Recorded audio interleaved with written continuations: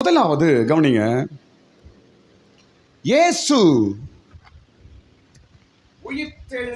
உயிரோடு எழுந்த அந்த சந்தர்ப்பங்களில் சொல்லப்பட்ட உபயோகப்படுத்தப்பட்ட 6 வார்த்தைகள். மறுபடியும் சொல்ற கவனிங்க, இயேசு உயிர்த்தெழுந்த சூழ்நிலையில் சந்தர்ப்பத்தில் உபயோகப்படுத்தப்பட்ட 6 வார்த்தைகள். என்ன அந்த வார்த்தைகள்? ஸ்தோத்திரம். இயேசு உயிர்த்தெழுந்துட்டார், ஆனால் அந்த வார்த்தைகள் இன்னும் உயிரோடு இருக்கிறது. அந்த வார்த்தைகள் இன்னும் வேலை செய்து கொண்டுதான் இருக்கிறது. ஆமென் சொல்லுங்க. ஸ்தோத்திரம். என்ன அந்த வார்த்தை? 6 விதமான வார்த்தை. நம்பர் 1, முதலாவது வார்த்தை, மரணம் விழுங்கப்பட்டது. மரணம் விழுங்கப்பட்டது. ஸ்தோத்திரம். என்ன மாதிரி வார்த்தைங்க இந்த வார்த்தைலாம் சொல்லும் போது எலும்புக்குள்ள ஏதோ ஒரு ஷாக் அடிக்கிற மாதிரி இருக்குது. ஸ்தோத்திரம். 1 கொரிந்தியர் 15ஆம் அதிகாரம் 54ஆம் வசனம். மரணம் விழுங்கப்பட்டது.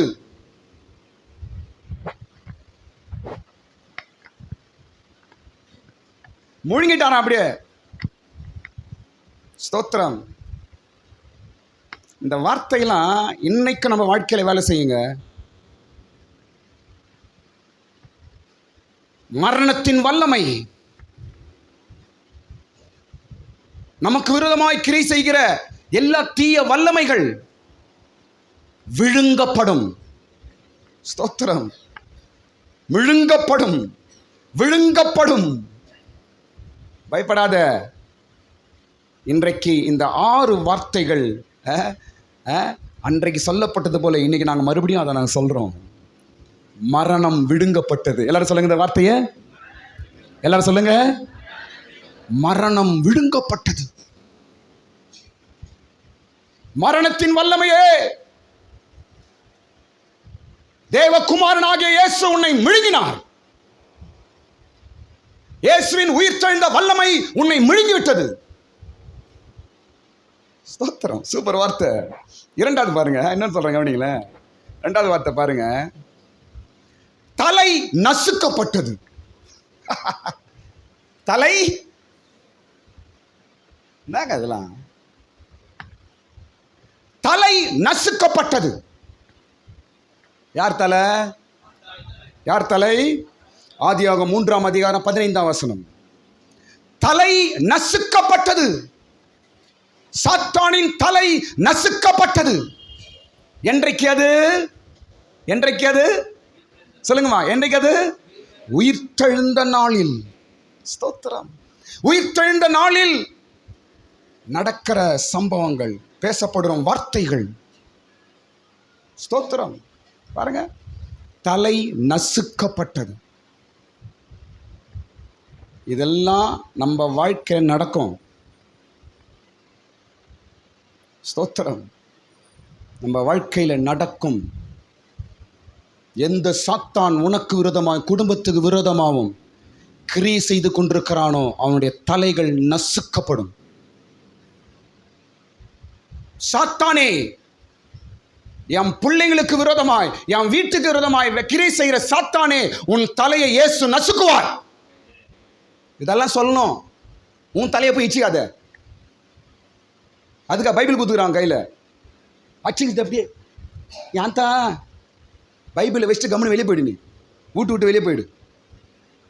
பைபிளுக்கு அவமானம் பண்ணாத.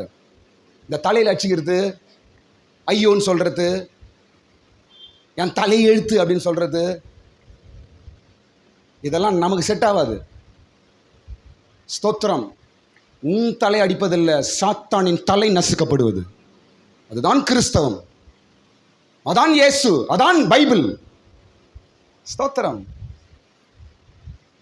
எத்தனை வல்லமைகள் உன் விரோதமாய் கிரியை செய்து, எத்தனை சாத்தானின் கிரியைகள் உனக்கு விரோதமாய், உன் குடும்பத்து விரோதமாய் கிரியை செய்து கொண்டிருக்கிறது. ஸ்தோத்திரம்.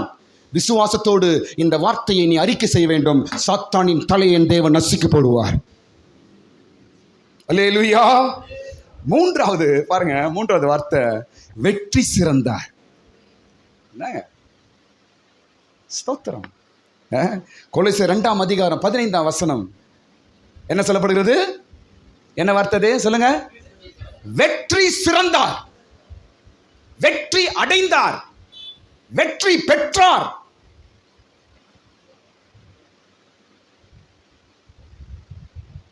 அடுத்த மாசம் 5ஆம் தேதி சொல்ல போறாங்க வெற்றி வெற்றி. என்ன வெற்றி? ஒன்னுத்துக்கும் உதவாத வெற்றி அது. நாங்கள் வெற்றி அடைந்தோம். வெற்றி எது வெற்றி? எதை வெற்றி என்று சொல்ல வேண்டும்? எதை வாழ்க என்று சொல்ல வேண்டும்? பைபிள் எல்லாம் சொல்லி தருது.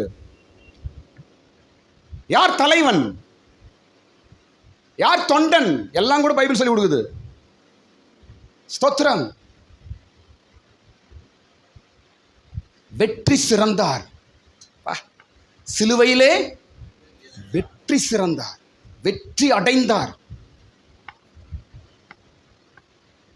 ஸ்தோத்திரம். இதெல்லாம் உயிர்த்தெழுந்த நாளிலே சொல்லப்படுற வார்த்தைகள். ஸ்தோத்திரம். சிலுவை எங்க நம்ம நம்பி அதை நம்ம நேசிக்கிறோமோ, சிலுவை என்று எதை நம்ம ஏற்றுக்கொள்கிறோமோ, அந்த இடத்துல தோல்விக்கு இடமே கிடையாது. சிலுவையை கண்டாவே எல்லா தீய சக்திகள் நடுங்கும். சிலுவையை கண்டாலே எல்லா வல்லமைகள் நடுங்கும்.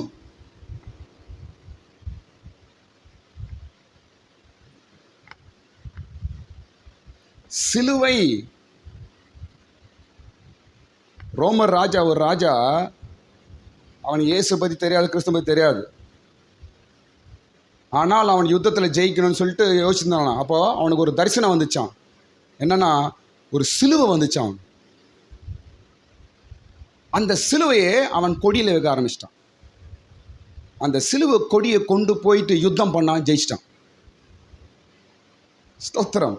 அன்றிலிருந்து கிறிஸ்துவத்திற்கு அவன் கிறிஸ்துவனாய் மாறினான், ரோமர் ராஜா. ஸ்தோத்திரம். சிலுவை வெற்றி. சிலுவையையும் வெற்றியும் பிரிக்க முடியாது. சிலுவை இடத்துல தோல்வி வரவே முடியாது கிட்ட.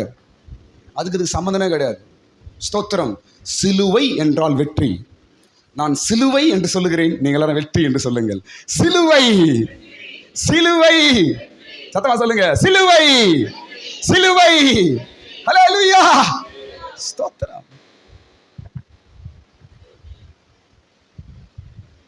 ஒரு விஷயத்துக்கு போறீங்க, ஒரு காரியத்துக்கு போறீங்கன்னா, ஸ்தோத்திரம், சிலுவையில் மரித்த இயேசு என்னோட கூட இருக்கிறார், சிலுவையில் வெற்றி சிறந்த இயேசு என் கூட இருங்கப்பா, அப்படி அந்த வசன வார்த்தையை சொல்லிட்டு போங்க. நீங்க வேலை செய்ய மாட்டீங்க, நீங்க சொன்ன அந்த வசனம் உங்களுக்கு முன்னாடி போய் வேலை செய்யும். வெற்றி சிறந்தார். ஸ்தோத்திரம்.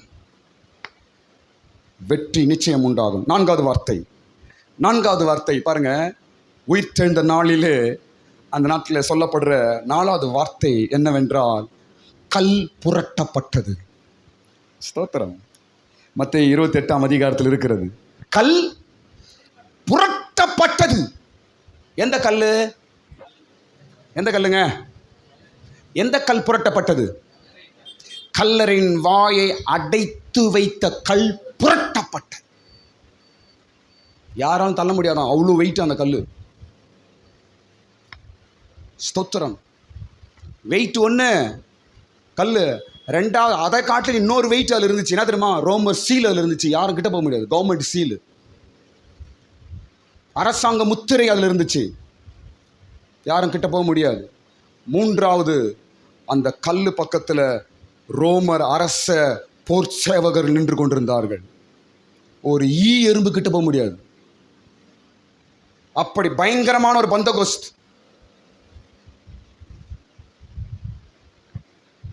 ஒரே செகண்ட்ல கல்லு போச்சு, முத்திரை காணாம போச்சு, நின்னவன் கீழே விழுந்துட்டான்.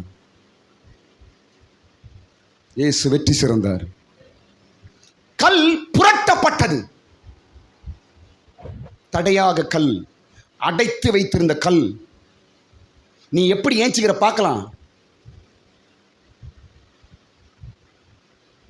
நான் 3வது நாள் உயிரோடு எழுவேன் என்று இந்த இயேசு பூமியில் இருக்கும்போது சொன்னானே, இவன் எப்படி ஏஞ்சிக்கிறான் பார்க்கலாம். வாய் ஜாலாக்கெல்லாம் விட்டானே, எப்படி எழுச்சிக்கிறான் பார்க்கலாம் என்ற ஒரு சவாலோடு தான் அந்த கல்லை வைத்து அந்த ரோமர் ராஜ்யம் சவாலை பார்த்துடலாம், அவன் வார்த்தையா நாங்களா பார்க்கலாம், இயேசுவா இல்ல ரோமர் சாம்ராஜ்யமா பார்க்கலாம் என்று நின்று கொண்டிருந்தார்கள்.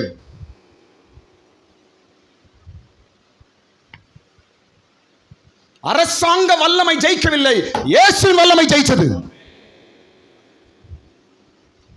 பயப்படாதீங்க, எந்த ரூலுக்கும் பயப்படாதீங்க. ஸ்தோத்திரம். சுக்குநூறு ஆக்கிடுவார் இயேசு, சுக்குநூறு ஆக்கி போட்டுருவார் இயேசு. என்ன பாருங்க, கல்லு பெரிய விஷயம் இல்லை அவருக்கு, அது மேல இருக்கிற முத்திரை பெரிய விஷயம் கிடையாது. ரோமர் போர்ச்சேவகர்கள் அவங்கெல்லாம் பெரிய விஷயமே கிடையாது. யார் தெரியுமா? உள்ள இருக்கிற ஆளு தான் அவருக்கு பெரிய விஷயம். இயேசுக்கு என்ன பார், இயேசுக்கு நீ தான் தேவை, இயேசுக்கு நீ தான் பெரிய விஷயம், இயேசுக்கு நீ தான் இம்பார்ட்டன்ட், இயேசுக்கு நீ தான் அவருக்கு தேவை. உன் சுற்றி இருக்கிற பிரச்சனை, அவங்க இவங்க உன்னை அமுக்கிற சூழ்நிலைகள், உன்னுடைய கஷ்டம், உன் பலவீனம், இதெல்லாம் விஷயமே கிடையாது அவருக்கு. இதெல்லாம் விஷயமே கிடையாது. உனக்குள்ளே என்ன பாருங்க, ஒரே நிமிஷம், உனக்குள்ள ஒரு சக்தி அப்படி அனுப்பிட்டான்னு நினைச்சுக்க, எல்லாம்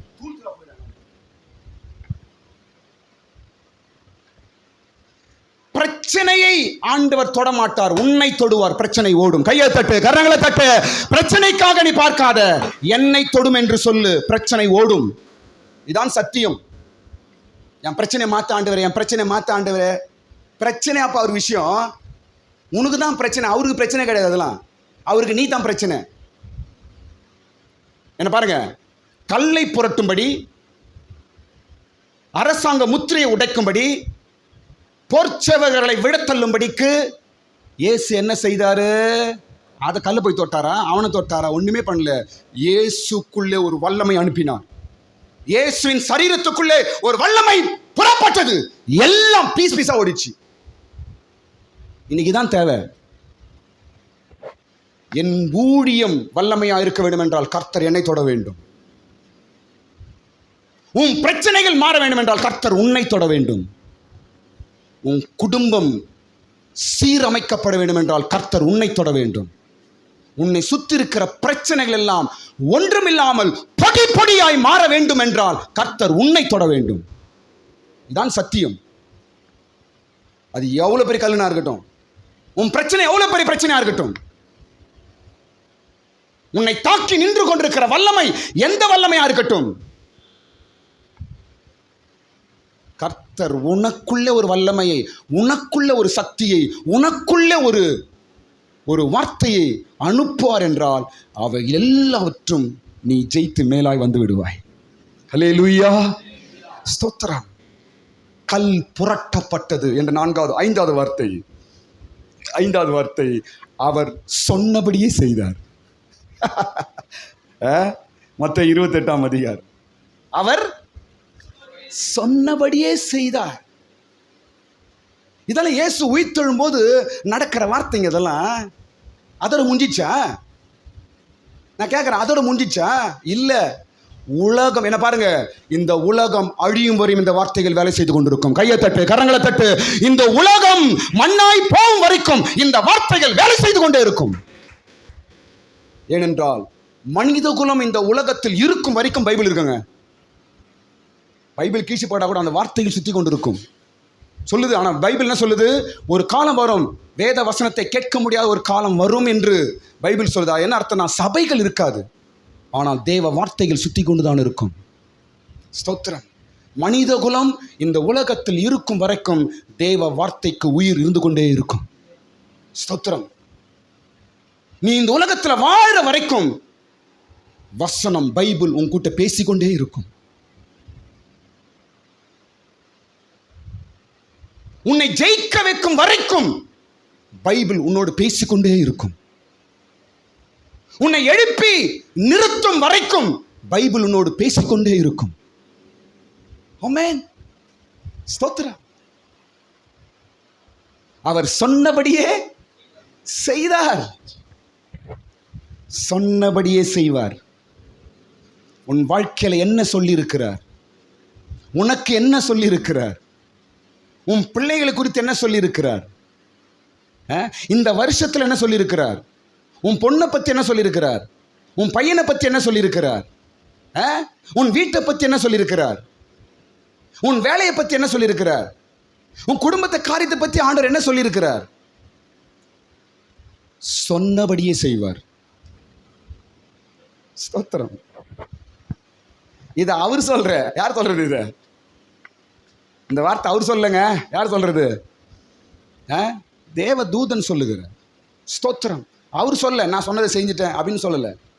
ஸ்தோத்திரம். அவர் சொன்னபடி செஞ்சுட்டாருங்க.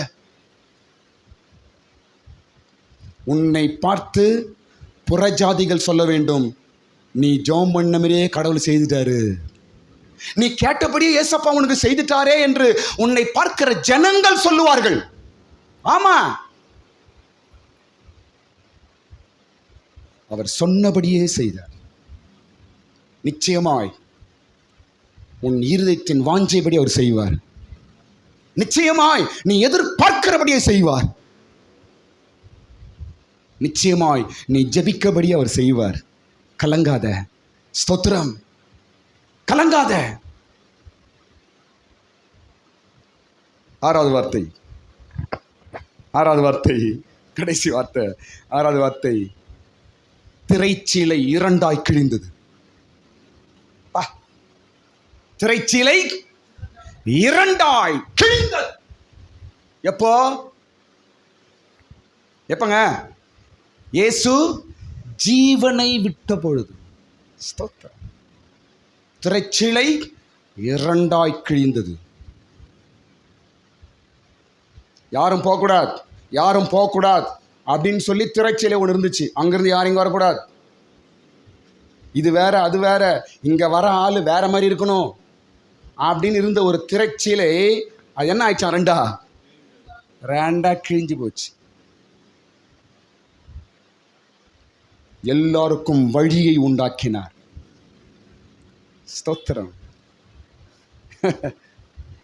பாருங்க, என்ன பாருங்க, எல்லா மதத்திலும் ஒரு ஆள் பாஸ்டர் ஆகணும்னா நிறைய சம்பிரதாயங்கள் ரூல்ஸ்லாம் இருக்குது. ஆனால் கிறிஸ்டின்ல அப்படி கிடையாது.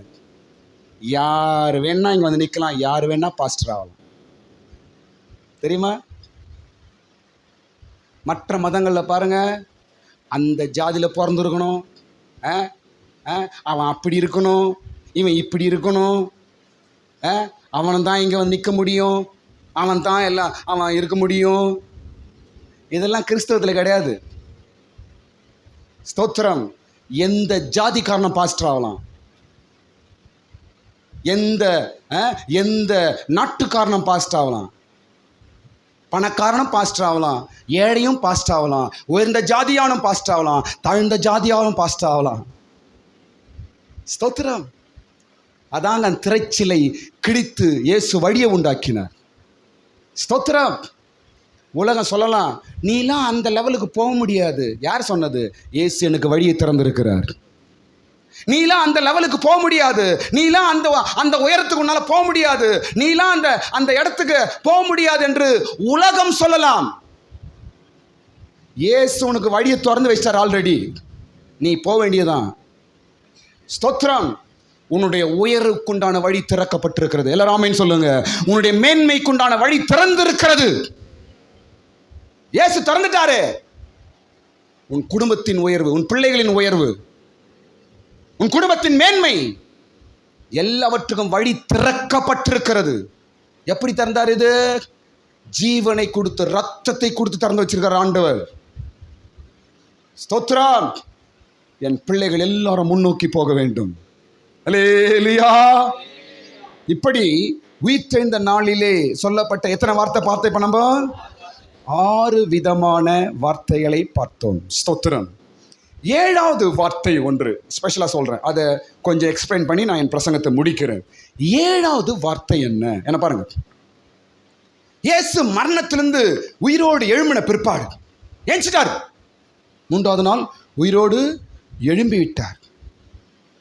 எழும்பி விட்டு சொல்ற வார்த்தை என்னவென்றால், என் கையில் சாவி இருக்குது. என்ன சொல்றாரு சொல்லுங்க? என் கையில் சாவி இருக்குது அப்படின்றார். உயிரோடு எழுந்தவர் என்ன சொல்றாரு? என் கையில் இதோ நான் திறவுகோல் உடையவராயிருக்கிறேன். ஸ்தோத்திரம்.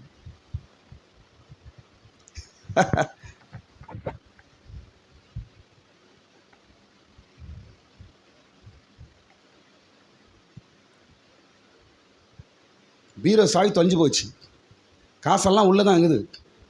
எப்படி இருப்பீங்க? மூஞ்சி எப்படி இருக்கும்? இஞ்சி துண்ண குரங்கு மாரி இருக்கும். புருஷன் பொண்டாட்டி மூஞ்சி பார்த்து கோவப்படுறது, பொண்டாட்டி புருஷன் மூஞ்சி பார்த்து கோவப்படுறது. ஏன்னா அங்கே என்ன காணும்? சாவியை காணும். எல்லாம் அங்கே தாங்குது. மீன் வாங்கணும் காசு உள்ள தாங்குது, கறி வாங்கணும் காசு உள்ள தாங்குது, தயிர் வாங்கணும் காசு உள்ள தாங்குது. ஆனால் சாவி இல்லை. இப்போ சாவி கட்சிச்சு, மூஞ்சி எப்படி இருக்கும்? எப்படி இருக்கும்?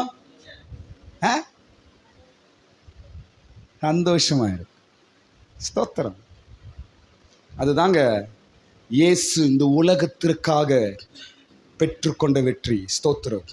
திறவுகோல் உடையவனாயிருக்கிறேன். வெளிப்படுத்தல் 1 அதிகாரம் 18 வசனம். சீக்கிரம் வந்து நான் முடிச்சிடுறேன்.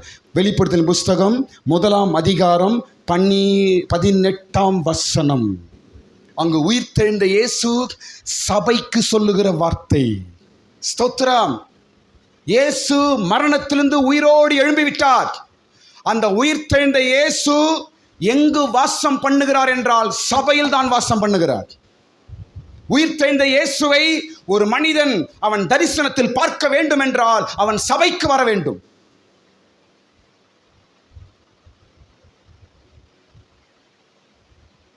உயிரோடு இருக்கும்பொழுது பாவிகள் மத்தியில் தரிசனம் கொடுத்தார். ஆனால் மரித்து உயிர்த்தெழுந்த பிற்பாடு சபையிலே தரிசனம் கொடுக்கிறார் அவர்.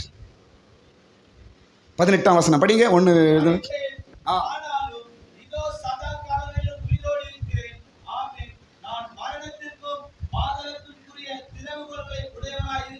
ஸ்தோத்திரம். மரித்தேன், ஆனாலும் சதா காலங்களில் நான் உயிரோடு இருக்கிறேன்.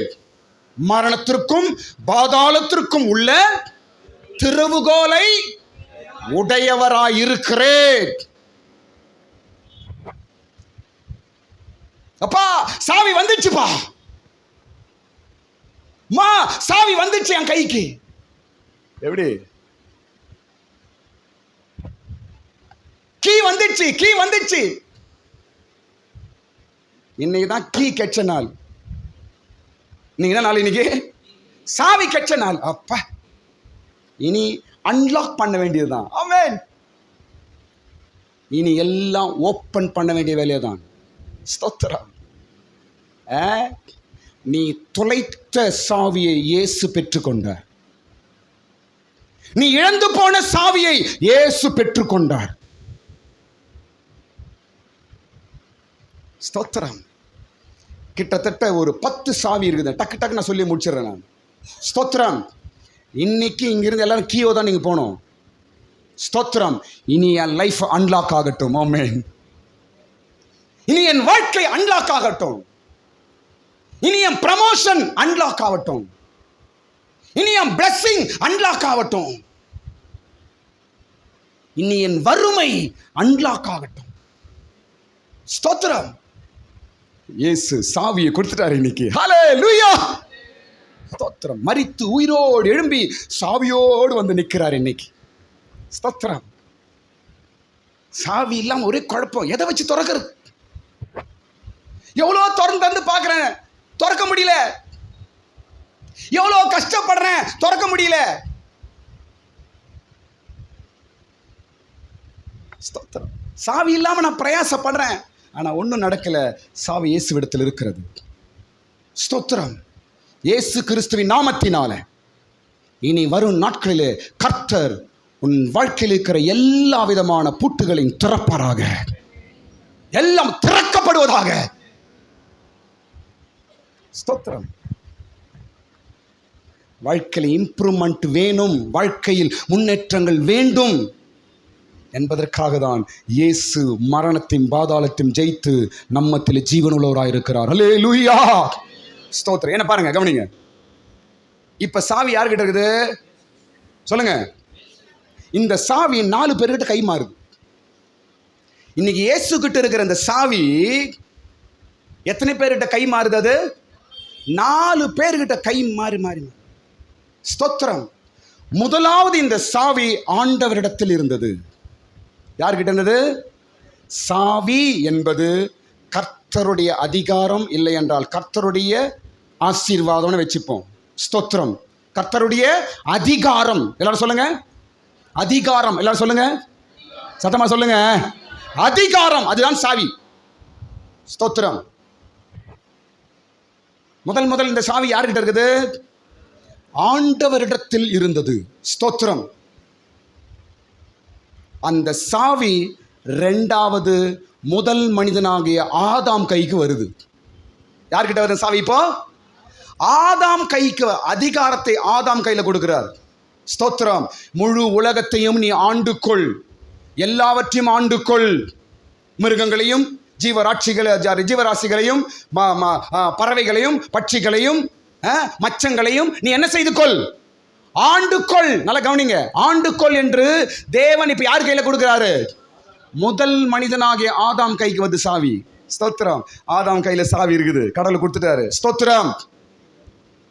இப்போ கடவுள் பேச்சு அவன் கேட்காம சாத்தானின் பேச்சை கேட்டதுனால சாத்தான் அவன் கையில் இருக்கிற சாவியை பிடிக்கிட்டான். இப்ப சாவி யார் கையில போயிடுச்சு? சாத்தான் கையில போயிடுச்சு. ஸ்தோத்திரம். முதலாவது தேவனிடத்தில் இருக்குது, 2வது மனிதனிடத்தில் வருது.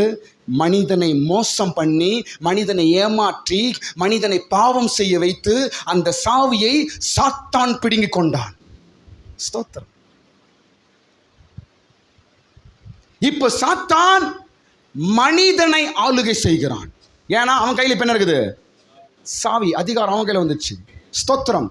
எல்லா மனிதர்களையும் சாபத்தில் அடைத்து வைக்கிறான், எல்லா மனிதர்களையும் பாவத்தில் அடைத்து வைக்கிறான், எல்லா மனிதனையும் கெட்ட பழக்கத்தில் அடைத்து வைக்கிறான். ஏன்னா சாவி அவன் கையில் இருக்குது. எல்லாரையும் பூட்டி பூட்டி வைக்கிறான்.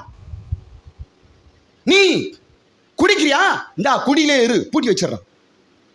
நீ விபச்சாரம் பண்றியா? விபச்சாரத்தில் இரு, பூட்டி வச்சிடறான். நீ திருடுகிறாயா? நீ திருடனாவே இரு என்று பூட்டி வச்சிடறான். நீ துன்மார்க்கனாவே இரு என்று பூட்டி வச்சிடறான். எல்லா மனிதர்களும் அடைத்து வைக்கப்படுகிறார்கள். எல்லா மனிதர்களும் தவித்துக் கொண்டிருக்கிறார்கள். பாவத்திலும் சாபத்திலும் அக்கிரமத்திலும் மனிதன் அடைக்கப்பட்டான், பூட்டப்பட்டான், கட்டப்பட்டான். வெளியே வர முடியல.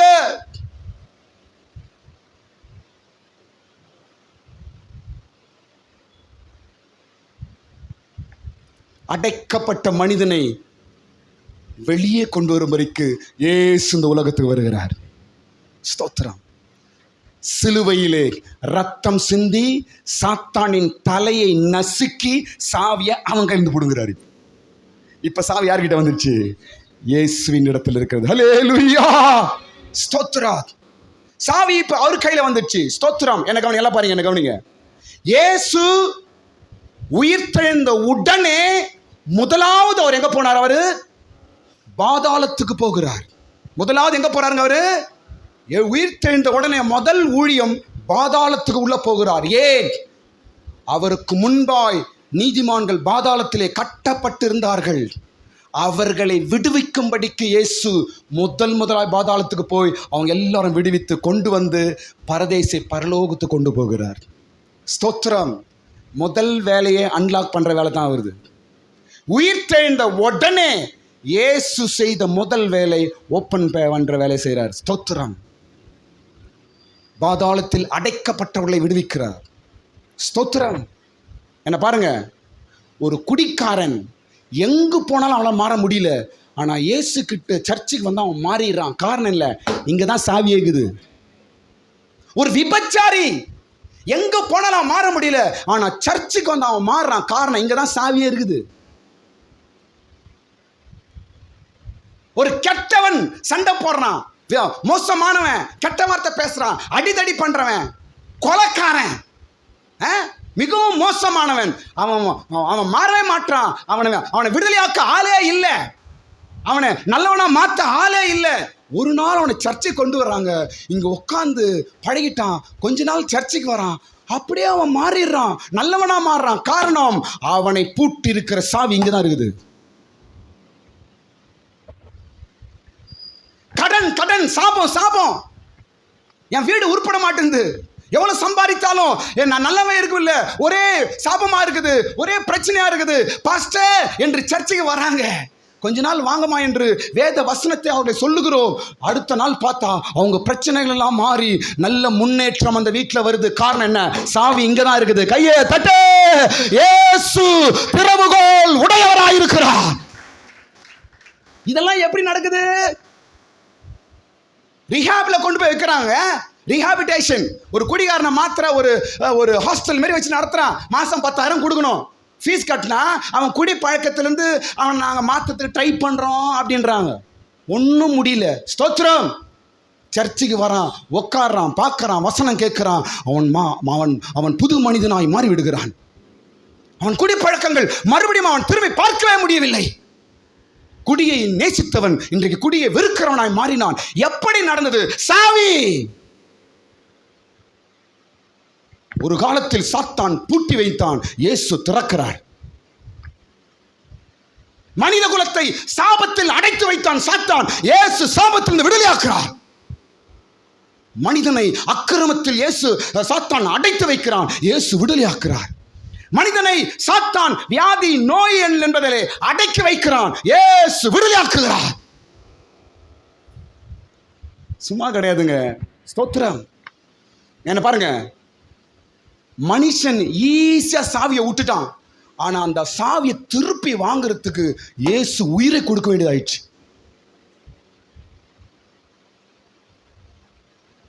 சில வேளை நாம் செய்யற தப்பு சின்னதா இருக்கும், ஆனா அதோட விளைவு பெருசாய் மாறுகிறது. அதை சரி பண்றது பெரிய ப்ராசஸா போயிடுது சில விஷயத்துல. அதுதான் மனிதனுடைய வாழ்க்கையில் நடந்தது. இந்தா சாப்பிடு, இந்தா சாப்பிடுன்னு அந்த பழத்துக்கு ஆசைப்பட்டு புருஷனை பொண்டாட்டியை சாவி வைத்துட்டாங்க. அந்த ஆதாமும் அந்த ஏவாளும் எதுக்கு ஆசைப்பட்டு? பழத்துக்கு ஆசைப்பட்டு.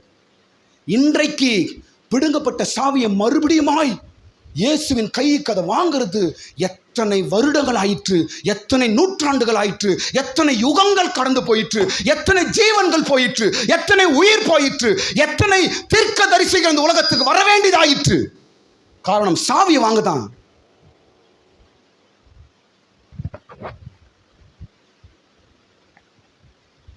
சிலுவை சுமக்க வேண்டியதாயிற்று, வாரினால் அடிக்கப்பட வேண்டியதாயிற்று, முள் கிரீடம் தரிக்கப்படுவதாயிற்று, ஆணினால் அடிக்கப்படுவதாயிற்று,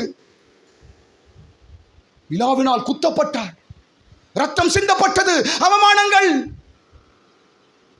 நிந்தைகள், அடிக்கப்படுறார், துப்பப்படுறார். இதெல்லாம் காரணம் என்ன தெரியுமா? எப்படியாவது என் பிள்ளைங்களை விடுதலையாக்குற சாவி என் கைக்கு வரணும். இதுதான் இயேசுவின் நோக்கம். எப்படியாவது பாதாளத்திற்கு போகாமல் என் ஜனங்களை மீட்டெடுக்க வேண்டும். எப்படியாவது மரணத்துக்கு வாழ்ந்து கொண்டிருக்கிற என் ஜனத்தை மீட்டெடுக்க வேண்டும். அந்த சாவியை எப்படியாவது நான் வாங்கணும் என்பதற்காக தான் இயேசு பல பாடுகளை சகித்தார். ஹல்லேலூயா, ஸ்தோத்திரம். நீ எல்லா மனிதனுடைய நல்வாழ்வு யார் கையில் இருக்கிறான்? இயேசு கையில் தான் இருக்குது. நல்ல எண்ணங்கள் வேண்டுமா? இயேசு கையில் தான் இருக்கிறது. நல்ல சுபாவங்கள் வேண்டுமா? இயேசு கையில் தான் இருக்கிறது. நல்ல வழிகள் வேண்டுமா? இயேசு கையில் தான் இருக்குது. அல்லேலூயா சொல்லுங்க. ஹல்லேலூயா, ஸ்தோத்திரம். இப்போ பைபிள்ல சில காரியங்கள் நான் சொல்றேன் பாருங்க, டக்கு சொல்லி 5 நிமிஷத்துல முடிச்சிடுறேன். ஸ்தோத்திரம். முதலாவது சாவி என்னென்றால் பரலோகத்தின் சாவி. ஸ்தோத்திரம். ஒரு 10 சாவிகள் வேதத்தில் சொல்லி நான் முடிச்சிடுறேன். ஸ்தோத்திரம். கர்த்தர் சாவி உடையவராய் இருக்கிறார். ஸ்தோத்திரம். நம்முடைய வாழ்க்கைக்கு இயேசு சாவி உடையவராய் இருக்கிறார். கலங்காதீங்க. ஸ்தோத்திரம். இந்த வார்த்தையில் நாம் கோட் பண்றோம். முதலாவது பரலோகத்தின் சாவி. ஸ்தோத்திரம். திறவுகோல். மத்திய சுவிசேஷம் 10ஆம் அதிகாரம் 11-19 வசனத்துல அது எழுதப்பட்டிருக்கிறது. ஸ்தோத்திரம். நான் பரலோகத்தின் திறவுகோல் உடையவனா இருக்கிறேன். ஸ்தோத்திரம். முதல் சாவி என்ன சாவி சொல்லுங்க? Key of heaven. பரலோகத்தின் சாவி யார் கையில் இருக்குது? ஆண்டவராகிய இயேசுவின் கையில் இருக்கிறது. ஸ்தோத்திரம். என்ன பாருங்க, ஒரு மனிதன் சொர்க்கத்துக்கு வர வேண்டும் என்றால் சாவி இயேசு கையில் தான் இருக்குது. சும்மா சொர்க்கத்துக்கு யாரும் போட முடியாது. சொர்க்கம் என்ற கீ இயேசு வச்சிருக்கிறார். என்னை அல்லாமல் ஒருவனும், சொல்லுங்க, என்னை அல்லாமல் ஒருவனும் பிதாவினிடத்திலே வரான். ஸ்தோத்திரம். சாவி அவர் கையில் தான் இருக்குது. அவருக்கு தான் அதிகாரம். யாரையும் பூட்டவும் யாரையும் திறக்கவும் முழு உலகத்திற்கும் அதிகாரம் யார் என்றால் இயேசு. அந்த அதிகாரத்தை உறுதிப்படுத்தும் நாள் தான் இந்த நாள். ஹல்லேலூயா. ஸ்தோத்திரம். இரண்டாவது key the key of treasure. பொக்கிஷத்தின் சாவி இயேசு கையில் இருக்குதுங்க. ஆமே. 2 வசனம் கோட் பண்றேன் பாருங்க. சகரியா 13ஆம் அதிகாரம் 1ஆம் வசனம் படிக்கும்பொழுது, சகரியாவின் புஸ்தகம் 13ஆம் அதிகாரம் 1ஆம் வசனம் படிக்கும்பொழுது, திறக்கப்பட்ட ஊற்று என்ன எழுதப்பட்டிருக்காங்க சொல்லுங்க? 13:1 படி சீக்கிரம். சகரியா 13ஆம் அதிகாரம் 1ஆம் வசனம். சரி. திறக்கப்பட்ட ஊற்று. ஊற்றுனா என்ன? ஊற்றுனா என்னங்க? ஸ்தோத்திரம். ஊற்று என்றால் சுரக்கும் தண்ணி. அது ஒரு பிளெஸிங். ஸ்தோத்திரம். திறக்கப்பட்ட ஊற்று. பொக்கிஷத்தின் சாவி கர்த்தர். என்ன பாருங்க, ஒரு திறக்கப்பட்ட ஊற்று உனக்காக இருக்குது. ஸ்தோத்திரம். 2 வசனம் சொல்றேன் பாருங்க.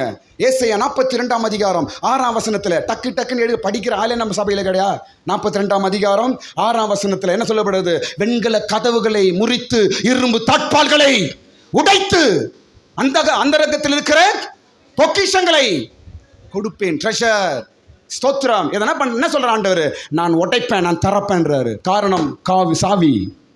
ஸ்தோத்திரம். பொக்கிஷமும் ஐஸ்வர்யமும் தனமும் இவைகள் எல்லாம் திறப்பதற்கு இயேசுவிடத்தில் சாவி உண்டு. ஸ்தோத்திரம். நான் உனக்கு திறந்து கொடுப்பேன். ஹல்லேலூயா. ஸ்தோத்திரம்.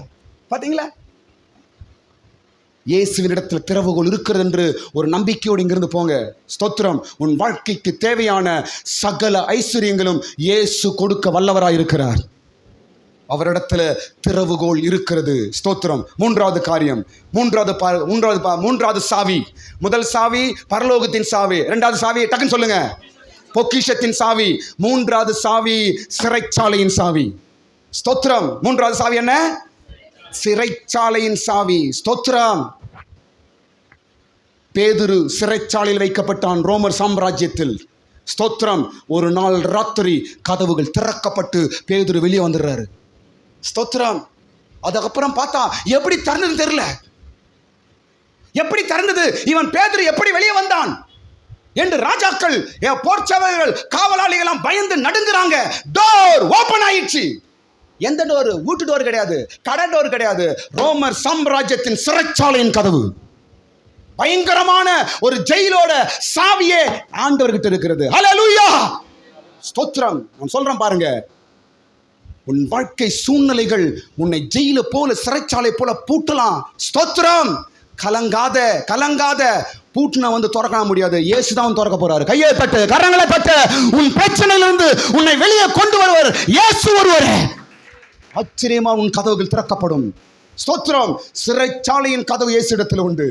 ஸ்தோத்திரம். ஹல்லேலூயா. ஏசாயா 42ஆம் அதிகாரம் 6ஆம் வசனம் அதுல பார்த்தோமா? சரி. அப்போ சிறைச்சாலையின் கதவின் சாவி அப்போஸ்தலர் நாம் படிக்கிறோம். ஸ்தோத்திரம். அடுத்து நான் சீக்கிரம் போயிடுறேன். அடுத்தது மரணத்தின் சாவி, பாதாளத்தின் சாவி. வெளிப்படுத்தல் 1ஆம் அதிகாரம் 18ஆம் வசனம். மரணத்தின் சாவியும் பாதாளத்தின் சாவியும் கூட இயேசுவின் கையில் தான் இருக்கிறது. ஸ்தோத்திரம். மரணம் என்பது சாபம்.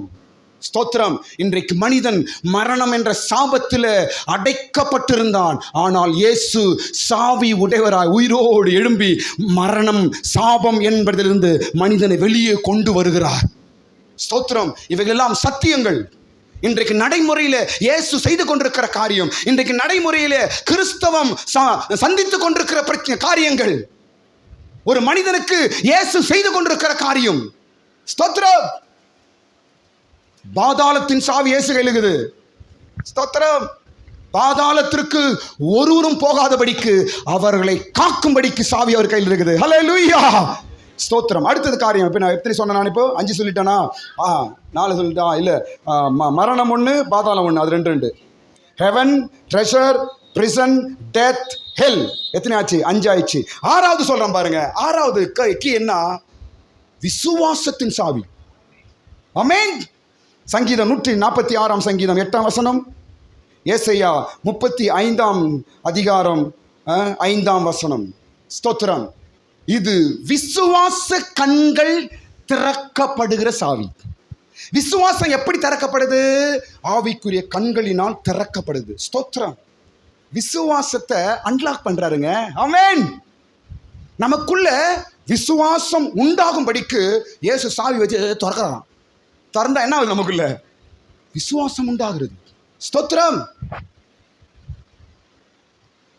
நமக்குள்ள விசுவாசம் உண்டாகும்படி ஆண்டவர் விசுவாசத்தின் சாவினால நம் ஒவ்வொருவரையும் திறப்பாராக. ஸ்தோத்திரம். விசுவாச கண்கள் திறக்கப்படட்டும். ஸ்தோத்திரம். அவிசுவாசம் நீங்கட்டும். இல்லைன்னா பாருங்க. ஸ்தோத்திரம். அவிசுவாசம் நீங்கப்படட்டும். அவிசுவாசனால பல தோல்வி, அவிசுவாசனால பல பிரச்சனை, அவிசுவாசனால பல பின்மாற்றம், அவிசுவாசத்தினால முன்னேற்றமே கிடையாது. ஸ்தோத்திரம். ஆண்டவரே, என்னுடைய விசுவாச கண்ணை திறவுங்க. ஸ்தோத்திரம். விசுவாசத்தினால என் எதிர்கால வாழ்க்கையை நான் பார்க்கணும். விசுவாசத்தினால நான் பரலோகத்தை நான் போவேன் என்பதை நான் விசுவாசிக்கணும். விசுவாசத்தினால நான் பிரச்சனையை தாண்டுவேன் என்பதை நான் நம்பணும். விசுவாசத்தினால என் பிள்ளைகள் எதிர்காலத்தை நான் பார்க்கணும். விசுவாசத்தினால என் குடும்பத்தின் முன்னேற்றத்தை பார்க்க வேண்டும். விசுவாசத்தினால நான் ஒரு ஆவிக்குரிய விசுவாசியாய் மாறுவேன் என்பதை நான் பார்க்க வேண்டும். அது எது தேவை? அது என்ன தேவை? ஸ்தோத்திரம். இப்போ உங்களுக்கு என்ன தேவைதுமா? ஆமேன் தேவை உங்களுக்கு. இல்லை, ஆமேன் சொன்னால் வீட்டுக்கு போயிடுனாங்க. ஸ்தோத்திரம். அடுத்த சாவி. அடுத்தது பாருங்க. இப்போ என்ன சொன்னான்னு? விசுவாசத்தின் சாவி. அதுக்கு அடுத்தது பாருங்க, தாவீதின் வீட்டின் சாவி. ஸ்தோத்திரம். எங்க படிக்கிறோம்?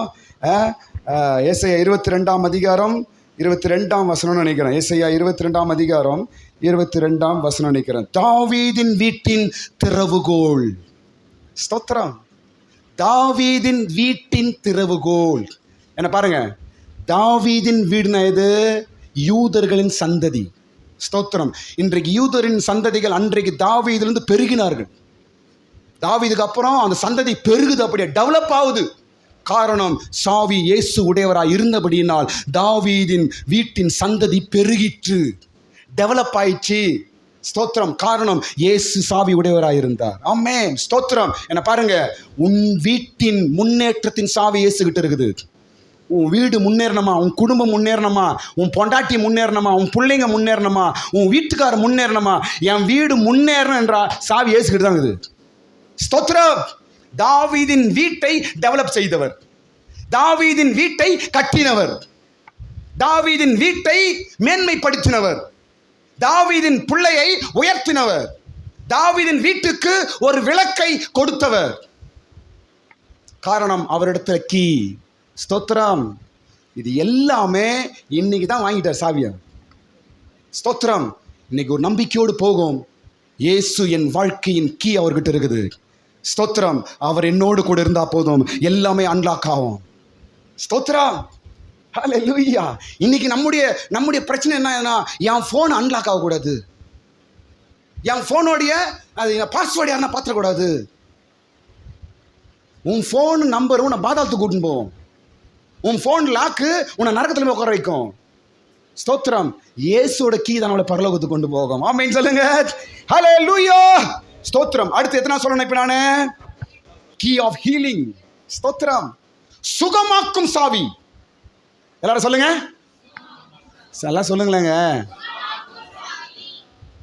ஒரே மனுஷன் 6 மணிலேருந்து கத்தி நிற்கிறேன் நான். மனசாட்சிக்கு தான் உங்களுக்கு. என்ன உங்கள் வீட்டில் டீ எடுத்து வந்தீங்க எனக்கு? இல்லை ஆர்டிசி பூஸ்ட் எடுத்து வந்தீங்களா? ஆன்னு பார்க்குறீங்க. அப்படியே சுகம் ஆக்கும் சாவி. ஸ்தோத்திரம். இயேசு இந்த பூமியிலே 3.5 வருடம் ஊழியம் செய்தார். மேன்மையான ஊழியம். வியாதிஸ்தர்ல திறந்தார். எல்லாரையும், எல்லா நோயாளிகளும் அன்லாக் பண்ணார். வியாதியை கொண்டு வருகிறவன் சாத்தான், வியாதியிலிருந்து வெளியே கொண்டு வருவார் இயேசு. கையை தட்டுங்க. இயேசுவின் நாமத்தினால சுகமாக்கும் சாவி இயேசுவிடத்தில் உண்டு. எல்லா வியாதியும் சாபம், எல்லா வியாதியும் சாத்தான், எல்லா வியாதியும் பிசாசு. ஸ்தோத்திரம். நோயை கொண்டு வந்து நான் பூட்டி வைக்கிறான் நம்மள. ஸ்தோத்திரம்.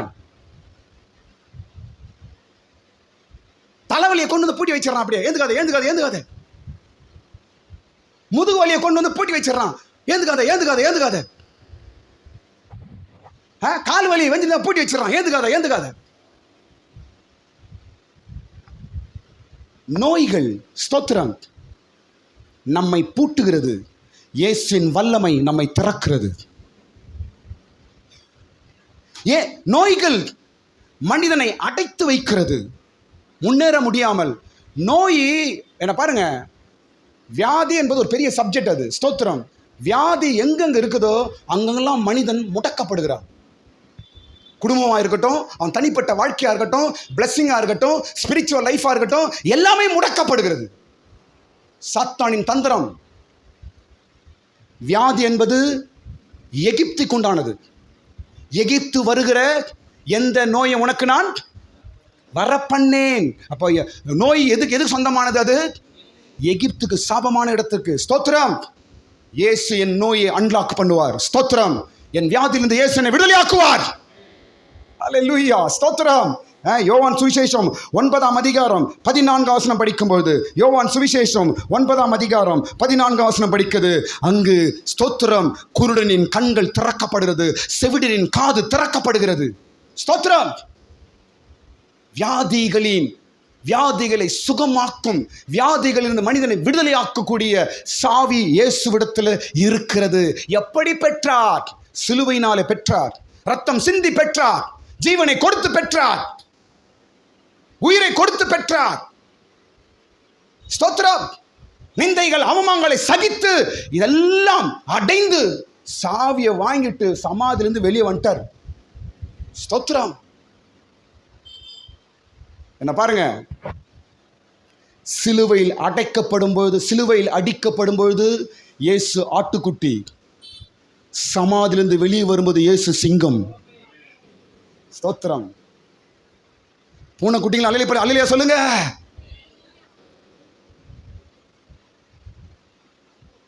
வேலைகளை சொல்றீங்க போறீங்க, என் சபை பேர் சொல்லாதீங்க. வேற எந்த சர்ச்சுன்னு சொல்லி அங்கிருந்து போறேன்னு சொல்றீங்க. தயவுசெய்து இந்த சர்ச்சு பேரை சொல்றது வெளியே. நான் பூனைக்குட்டியை வளர்க்கல, சிங்கக்குட்டிகளை வளர்த்துனுக்கிறேன். சிங்கக்குட்டிகள் எல்லாம் அமைதியாருங்கள். இப்ப சிங்கக்குட்டிங்க அல்லேலூயா சொல்லுங்க. ஸ்தோத்திரம். அடுத்த கீ, அடுத்த 8வதா 9வது கீ. என்ன கீ? இயேசு இடத்துல ஒரு 10 கீ வச்சுக்கிறாருங்க. சாவி கொத்தை வச்சுக்கிறாரு. ஸ்தோத்திரம். ஹல்லேலூயா. நமக்கு தேவையான எல்லா சாவியும் இயேசு கிட்ட இருக்குதுங்க. ஸ்தோத்திரம். எல்லாமே இயேசு எனக்காக திறந்து கொடுப்பா. திறக்கும் சாவி அவரிடத்தில் உண்டு. ஸ்தோத்திரம். 9வது கீ என்ன தெரியுமா? ஸ்தோத்திரம். அனுகூலமான வாசலின் சாவி. அனுகூலமான வாசலின் சாவி. ஸ்தோத்திரம். 1 கொரிந்தியர் 16ஆம் அதிகாரம் 9ஆம் வசனம். ஸ்தோத்திரம். 2 கொரிந்தியர் 12ஆம் அதிகாரம் 12ஆம் வசனம். ஸ்தோத்திரம். பவுல் சொல்லுகிறார், எங்களுக்கு இங்கு அனுகூலமான வழிகளை, வாசல்களை தேவன் திறந்து கொடுத்திருக்கிறார் என்று பவுல் அங்க எழுதுறார் பாருங்க. ஸ்தோத்திரம். அனுகூலமான வாசல்கள் திறக்கப்பட்டிருக்கிறது. யார் திறந்தவர்? தேவன். இயேசு திறக்கிறார். ஸ்தோத்திரம். என்ன பாருங்களேன், கர்த்தர் நமக்கு ஒன்று செய்கிறார்னா அது நமக்கு அது வேதனையாகவோ கஷ்டமாகவோ கோபமாக எரிச்சலாம் அப்படி இருக்கவே இருக்காது.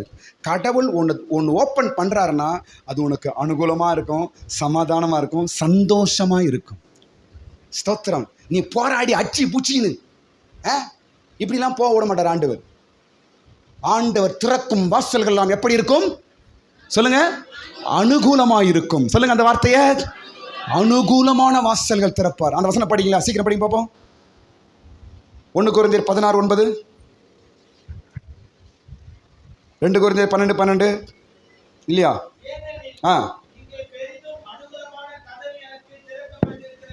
அனுகூலமான கதவு திறக்கப்பட்டிருக்கிறது.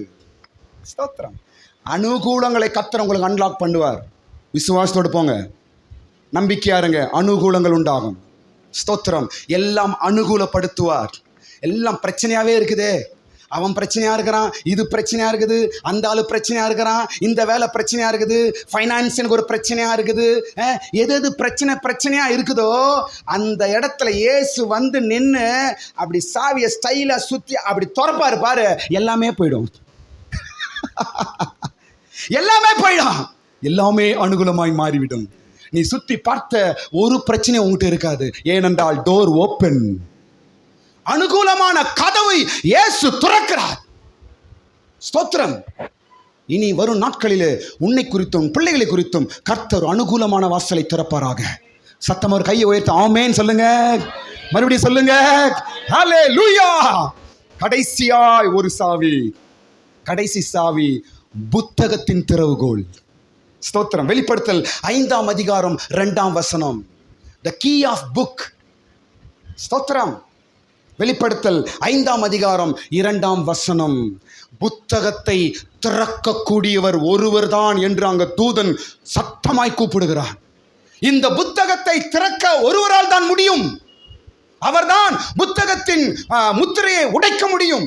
அவர்தான் அந்த புத்தகத்தை திறக்க முடியும் என்று ஒரு தேவதூதன் சத்தமா சொல்றாரு. அப்படின்னா என்ன அர்த்தம்?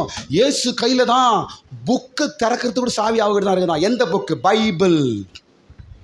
ஸ்தோத்திரம். எந்த புக்குங்க? பைபிள். என்ன பாருங்க, என்ன கவனிங்க. பைபிள் ஒரு மனிதனுக்கு புரிய வேண்டும் என்றால் இயேசு அதை திறந்தா தான் அவனுக்கு புரியும். எல்லாருக்கும் புரியாது பைபிள். இதே வேதம், இதே சத்தியம் எத்தனையோ பேருக்கு மறைப்பொருளா இருக்குது. நிறைய பேருக்கு இது புரிய மாட்டேங்குது. நாங்கள் ஆதியாகமம் அங்கே இப்படி மாதிரி இப்படி இருக்குது, எனக்கு புரியலங்கன்றாங்க. ஸ்தோத்திரம். ஒரு காலத்தில் உனக்கும் அப்படிதான் இருந்துச்சு, எனக்கும் அப்படிதான் இருந்துச்சு. பைபிள் வந்து ஒரு விந்தையாக இருந்தது. பைபிள் வந்து ஒரு புரியாத புதிராக இருந்தது. பைபிள் வந்து என்ன இவ்வளோ பேர் புக்காகுது, இதெல்லாம் படிக்க முடியுமா, ஒன்றுமே புரியலையே, அந்த பாஷையே புரியலையே, என்னன்னே புரியலையே என்று ஒரு காலத்தில் சொன்னவர்கள் தான் நாம். ஆனால் இன்னைக்கு பிரித்து மேயிறோம். காரணம் என்ன? அன்லாக் ஆயிடுச்சு. கையை தட்ட. காவி இயேசுவிடத்தில் இருக்கிறது, திறந்துட்டாரு. ஸ்தோத்திரம். ஆமென். நீங்கள் கூட பைபிளை படிக்கிறதுக்கு முன்பாக ஆண்டவரே அது மேலே கை வை ஜெபம் பண்ணணும். ஸ்தோத்திரம். நான் ஒவ்வொரு சண்டையும் பிரசங்கம் எங்கள் சண்டையில் எங்கே முன்னா பிரசங்கத்துக்காக ஜெபம் பண்ணும்போது இது மேலே கை வச்சு முட்டில் நான் ஜெபிச்சு ஆண்டவரே வார்த்தை தாங்க நான் ஜெபிப்பேன். ஸ்தோத்திரம். அதே போல் நீங்களும் கூட எந்த சூழ்நிலையிலும் பைபிளில் கையை வச்சு முட்டி போடணும். முட்டி போட அந்த சேரில் உட்காந்து கதை காட்டணும் இருக்கக்கூடாது. முட்டி தரளி தேயணும். ஸ்தோத்திரம். முட்டி போட்டு முடிஞ்ச பலம் இருக்கிறவர்கள் முட்டிலிருந்து தான் பைபிள் படிக்கணும். சேரில் உட்காந்து பைபிள் படிக்கிறதுலாம் அது வந்து அருவருப்பு. நான் ஏற்றுக்கவே மாட்டேன் அதெல்லாம். ஸ்தோத்திரம். எனக்கு கற்றுக் கொடுத்த பாஸ்டர் அப்படி தான். ஒரு நாள் சேரில் உட்காந்து படிக்கிறேன், என்னை பார்த்து சிரிக்கிறார். ஒரு பெரிய பாஸ்டர் அவர் என்கிட்ட வந்து, என்னப்பா நீ பைபிள் இப்படி தான் படிப்பியா அப்படின்னாரு. எனக்கு வெக்கமாயிடுச்சு. எனக்கு அன்றிலிருந்து முட்டி போட்டு பைபிள் படிக்க ஆரம்பித்தேன் நான். ஸ்தோத்திரம். அது மேலே கையை வச்சு ஆண்டவரே எனக்கு ஏதாவது ஒரு வார்த்தையை என் சூழ்நிலைக்கு தாங்கன்னு சொல்லுங்க. அப்பயே கீ வந்து திறப்பார் ஆண்டவர். உனக்கு தேவையான வார்த்தை இங்கு கிடைக்கும்படிக்கு ஆண்டவர் இயேசு வந்து சாவியை திறப்பார். அப்படியே நீ படிக்கும்போது சரியாய் உனக்கு தான் பேசுறது போலயே இருக்கும். அந்த வார்த்தையே ஆண்டவரே வந்து உனக்கு பேசுறது போல அப்படியே புரியும். ஆமென். ஏனென்றால் சாவி வந்தாச்சு. ஸ்தோத்திரா. சூழ்நிலைக்கு ஏற்ற வார்த்தை வந்தாச்சு. என் பிரச்சனைக்கு ஏற்ற வார்த்தை வந்தாச்சு. என் பிள்ளைக்கு தேவையான வசனம் வந்தாச்சு. என் வீட்டுக்கு தேவையான வசனம் வந்தாச்சு. என் பிரச்சனைக்கு தேவையான வசனம் வந்தாச்சு. ஸ்தோத்திரம். காரணம் புக் ஓப்பன் ஆயிடுச்சு. ஸ்தோத்திரம். இந்த புத்தகத்தை ஒரு மனிதனுக்கு திறந்து கொடுக்கவும் இயேசு ஒருவரால் தான் முடியும். எல்லாருக்கும் அந்த பைபிள் புரியவே புரியாது. தப்பு தப்பா புரிஞ்சுக்கிறானுங்க, தப்பு தப்பா இதை வச்சு விமர்சனம் பண்றாங்க இன்னைக்கு. ஸ்தோத்திரம். காரணம், அவர்களுக்கு புரியாத புதிரா இருக்கிறது. தப்பு மாத்திரம் சாத்தான் அவங்களுக்கு எடுத்து காட்டுறான். அதுக்குள்ள இருக்கிற மறைந்திருக்கிற பொக்கிஷங்கள் அவளுக்கு மறைப்பொருளா இருக்கிறது. ஸ்தோத்திரம். இயேசுவே சொல்றாரு, உங்களுக்கு அஞ்ஞானிகளுக்கு இது மறைப்பொருளா இருக்கிறது, உங்களுக்கோ இவைகள் வெளிப்படுத்தப்பட்டிருக்கிறது என்று சீஷர்களுக்கு இயேசு சொல்றார். ஸ்தோத்திரம். இந்த புக்கை திறக்கணும்னா கூட இயேசு கையில் தான் சாவி இருக்குது. ஸ்தோத்திரம். எல்லாரும் பைபிளை புரிந்து கொள்ள முடியாது, எல்லாரும் இதை அறிந்து கொள்ள முடியாது, எல்லாரும் இந்த ரகசியங்களை அறிந்து கொள்ள முடியாது. ஸ்தோத்திரம். இதில் எழுதப்பட்டிருக்கிற ஒவ்வொரு மனிதனுடைய வாழ்க்கையும், ஒவ்வொரு மனிதனுடைய தத்துவத்தையும் ஒரு மனிதன் புரிந்து கொள்ள வேண்டும் என்றால் இந்த கீ இயேசுவிடத்தில் தான் இருக்கிறது. ஸ்தோத்திரம். 10 விதமான கீ இயேசு கையில் இருக்குது. அதை 10 சாவியை வாங்கினது இந்த நாள் தான். ஸ்தோத்திரம். சமாதியிலிருந்து எழும்பினார், சாவியோடு வெளியே வந்தார் அவர். ஸ்தோத்திரம். பாதாளம் அசைந்தது, நரகங்கள் அசைந்து சாத்தான் தலை குப்புற விழுந்தான். இயேசு ஜீவனோடு எழும்பினார். ஹல்லேலூயா. எல்லாரும் கரங்களை மேல உயர்த்துங்க, கண்களை மூடுங்க. ஒரு சின்ன ஜெபம் பண்ணி நான் முடிக்கிறேன். ஸ்தோத்திரம். ஹல்லேலூயா. ஸ்தோத்திரம். Praise the Lord. ஸ்தோத்திரம். மரணம் கூரெங்க